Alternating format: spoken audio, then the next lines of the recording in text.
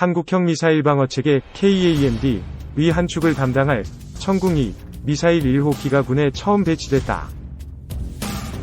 방위사업청은 국내 자체 기술로 개발한 대 탄도탄 요격체계 천궁-2가 최초로 군에 인도됐다고 26일 밝혔다. 천궁-2는 적의 탄도탄 발사 및 항공기 공격에 동시 대응하기 위해 국내 기술로 개발된 중거리 중고도 지대공 요격체계이다. 2012년부터 국방과학연구소 (에드) 주관으로 개발을 시작, 여러 차례 시험 발사에서 100% 명중률을 기록하며 2017년 6월 전투용 적합 판정을 받았다. 이후 2018년 양산에 본격 착수해 이번에 최초 포대 물량을 군에 인도했다.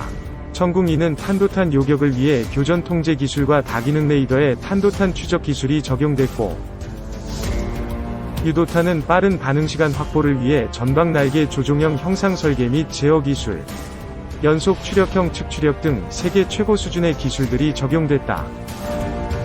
방사청은 현재 군이 운용 중인 천궁-I 대공 미사일과 발사대 혼합 운용이 가능함에 따라 우리 군의 미사일 방어 능력이 크게 향상될 것으로 기대했다. 왕정홍 방위사업청장은 천궁-2 1호기의 군 인도가 완료됨으로써 한국형 미사일 방어체계 구축과 전시작전 통제권 조기 전환을 위한 한국군 핵심 군사능력 구비는 물론 방산 수출에도 기여할 것으로 기대한다 라고 말했다. 2. 자랑스러운 한국형 대공 미사일의 종류. 대공 미사일이란 공중에 날아다니는 적의 전투기나 탄도미사일을 요격하기 위한 유도탄으로 사용하는 플랫폼에 따라서 지대공, 함대공, 공대공으로 분류되고 있습니다. 미사일의 경우 개발 비용을 아끼고 리스크를 낮추기 위해 지대공 전용으로 먼저 개발한 이후 해상이나 전투기 같은 플랫폼에서 사용할 수 있도록 만드는 경우가 많다고 합니다. 이번 시간에는 우리나라에서 사용하고 있거나 개발 중인 대공 미사일의 종류에 대해서 알아보도록 하겠습니다. 신궁 분류. 단거리 지대공 미사일 중량 19.5kg 길이 1.68m 속도 마하 2.1 사정거리 7km 비행고도 3.5km. 신궁은 2005년 국방과학연구소와 LIG 넥스원이 공동으로 개발한 최초의 휴대용 대공 미사일로 신이 화살이 아닌 새로운 화살이라는 의미를 가지고 있습니다. 이 녀석은 영국의 제블린이나 러시아의 이글라 등 다양한 보병 휴대용 대공 미사일의 장점을 모아서 만들었는데 목표물 도달 시 자동으로 폭발하며 100% 가까운 명중률을 자랑하고 있습니다. 현재 신궁은 95% 국산화가 진행된 상태로 본격적으로 해외 미사일 시장을 개척하고 있습니다. 천마 분류. 단거리 지대공 미사일 중량 86kg 길이 2.6m 속도 마하 2.6 사정거리 9km 비행고도 5km. 대한민국이 1999년 K200APC를 기반으로 개발한 단거리 방공 미사일 천마는 야전 방공 시스템을 적용하고 그 위에 레이더와 미사일을 얹어놓은 시스템으로 작동됩니다. 천마의 경우 적기에 3에서 8m 사이에 접근하면 자동으로 폭발하며 약 3,000개가량의 파편이 퍼지기 때문에 거의 명중률 100%라고. 하지만 1980년대 초반의 기술을 기반으로 만들어졌기 때문에 최근에는 지속적으로 성능 개선이 요구되고 있는 중입니다. 해궁 분류. 단거리 함대공 플러스 함대함 미사일 중량 길이 2.07m 속도 사정거리 15에서 20km 비행고도.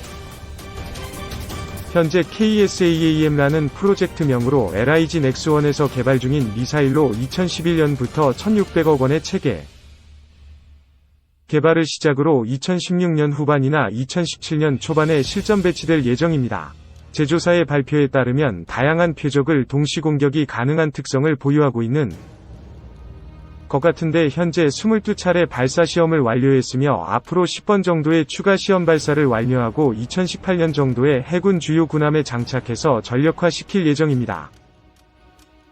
천궁 분류. 중거리 지대공 미사일 중량 400kg 길이 4.61m 속도 마하 4 이상 사정거리 40km 비행고도 15km. 프로젝트명 KMSAM 철매 2로 시작된 천궁 미사일은 중거리 중고도의 목표물을 요격하기 위한 호크의 대체용으로 총 8천억 원의 예산을 투입해서 개발하였으며, 이후 북한의 탄도미사일 위협이 커지면서 요격 능력을 보완한 천궁-핌을 선보였는데 2016년 3월 18일 천궁-핌을 발사해서 실제 탄도탄의 표적을 격추시키는 데 성공했으며 전투기가 아닌 탄도탄을 요격하기 위한 M-SAM 미사일도 개발 중에 있습니다.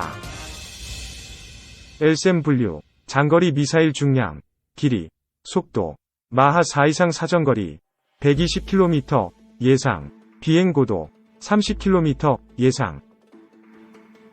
2009년 국방부에서 계획하고 2023년까지 개발하려가 예정된 장거리 요격 미사일로 현재 공개된 자료에 따르면 대탄도탄용과 대항공기용 두 가지 종류의 미사일이 만들어질 예정이라고 합니다. 뉴스에 THAAD 관련 내용이 나오면 매번 등장하는 녀석으로 현재 시점에서 우리나라가 LSAM 미사일을 보유하고 있었다면 최근 이슈가 되고 있는 사드 배치 관련된 문제도 없을 텐데 하는 아쉬움이 드네요. 3. 이일우의 밀리터리 토크, 한 연공. 주변국 방공자산의 발가 벗겨지나? 지난 30일, 러시아 국방부 공보국은 자국의 최신형 지대공 미사일 시스템이 카자흐스탄 동부의 샤리샤간 미사일 시험장 서리샤간 안티볼러스틱 미사일 테스팅 레인지에서 실시된 요격 실험에 성공했다고 발표했다. 러시아 당국은 이번에 발사된 미사일이 자국 항공우주군 산하 미사일 방어무대의 신형 MD 시스템이며 요격 실험에서 가상 표적을 정확히 타격했다고 밝혔다. 이번에 요격 테스트를 실시한 미사일 유형은 공개되지 않았으나 서방 정보당국은 이 미사일이 일명 프로메테우스, 프로메시어스라 불리는 S500, 러시아명 OR6M 트리언파터-M일 것으로 판단하고 있다. 2020년까지 5개 포대를 실전에 배치하는 것을 목표로 개발이 진행 중인 S500은 현존 최강의 지대공 미사일 체계로 불리는 S400을 대대적으로 개량해 만든 러시아의 야심작이다. S500 한 개 포대는 탄도미사일을 연상케 하는 10×10대형 트럭을 개조한 77P6 미사일 발사 차량 4대, 55K6MA 작전 통제소 차량, 91N6A 전투 통제 레이더, 96L6-TSP 목표 획득 레이더 및 76T6 다중모드 교전 통제 레이더 각 1대 등 8에서 10여 대의 차량으로 구성된다. S500 포대는 불과 10여 대의 차량으로 구성되는 단촐한 구성을 가지고 있지만 이 10여 대만으로도 남한 전체 면적에 달하는 방어구역을 만들어낼 정도로 가공할 요격 능력을 보유하고 있는 것으로 알려졌다. 방공 시스템의 기본 임무인 항공기 요격 모드에서 S500은 최대 3000km 범위를 감시할 수 있고 소형 전투기나 무인기 수준의 레이더 반사 면적 1제곱미터를 갖는 표적을 1300km부터 탐지의 600km 거리부터 요격에 나설 수 있다. 서방 측에서 운용 중인 일반적인 지대공 미사일의 사거리가 40에서 160km 수준인 점을 감안하면 비교 자체가 안 되는 수준이다. 러시아는 이를 더욱 개량해 사거리 1100km 위 77L6-N1 요격 미사일을 개발하고 있다. 쉽게 말하자면 대전에서 요격 미사일을 발사해 도쿄 상공에 있는 적기를 격추할 수 있는 수준의 미사일이 개발되고 있다는 것이다. 탄도탄 요격 모드에서는 더 강력한 능력을 발휘한다. 탄도탄 요격 모드에서 S500의 사거리는 600km 수준으로 사드, THAAD 위 3배에 달하는데 더 놀라운 것은 요격 능력이다. 러시아 측 주장에 따르면 이 미사일은 초속 5km, 마하 14.7 수준의 표적을 동시에 10개까지 요격 가능하며 초속 7km, 마하 20 수준의 표적도 요격할 수 있다고 한다. 초속 5km 수준이면 어지간한 중 단거리 탄도미사일은 대부분 요격이 가능한 수준이고 초속 7km 수준이라면 대륙 깐탄도미사일, ICBM은 물론 최근 강대국들이 경쟁적으로 개발 중인 극초음속 비행체까지도 요격이 가능한 수준이다. 서방 정보기관과 군사 전문가들은 S500이 우수한 고고도 요격 능력을 바탕으로 제1세대 우주방어 무기가 될 가능성이 있다고 경고하고 있다. 지상에서 발사한 미사일로 자국 상공을 비행하는 적국의 적외도 정찰위성까지 요격이 가능한 최초의 우주방공 무기가 될 수도 있다는 것이다.